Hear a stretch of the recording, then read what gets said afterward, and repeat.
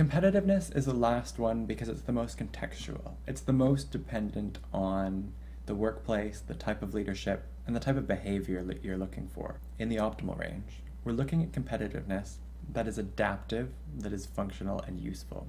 So we're not looking at kind of aggressive, sabotaging, more destructive competitiveness that is winning at any cost.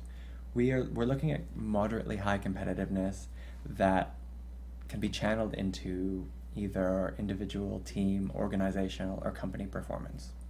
So that's one of the challenges for leaders and for people getting into a leadership role, is that competitiveness is typically useful for advancement. And we find people who are highly competitive tend to get promoted faster.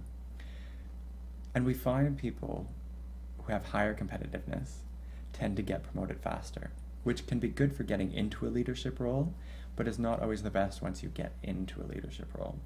So a good example of this is sales. Sales is one of the most highly competitive, obviously, industries, sectors, kind of types of work that we find. And you need very high competitiveness to be an effective salesperson. And all sales departments have one of the highest average levels of competitiveness. And we find this for car sales, we find this for insurance brokers, we find this on shop floors, frontline workers. People who have to sell things tend to be pitted against each other and tend to be very competitive.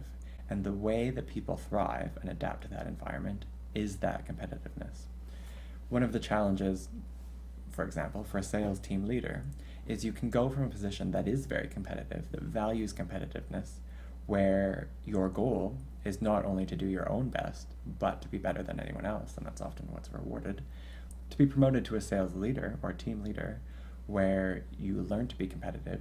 You probably got into that position by outperforming all of your colleagues, and then to go to a situation where it's no longer down to your individual performance. Where if you're a team leader, competitiveness and looking better than everyone else who reports to you is not going to look good. And being too competitive and trying to outperform and outshine everyone else around you is not going to be taken very well if you're a leader. It's one of these more nuanced traits that is very important, that hugely affects performance, especially performance at work, but once you get into a leadership role, is not desirable in the same way. The lower levels of competitiveness tend to cause the least problems generally. So people who have low competitiveness tend not to take credit. They want to be cooperative. They're happy to take a background role. They'd rather be part of a successful team than take credit as the successful person. They might want a bit more harmony in the group. They want things to be more cooperative, productive, and they don't need attention. They don't need praise so much. Everyone wants to be recognized for their achievements, for their contribution, but they probably need less obvious credit for it. They don't need to be recognized as the best. They just need to be recognized.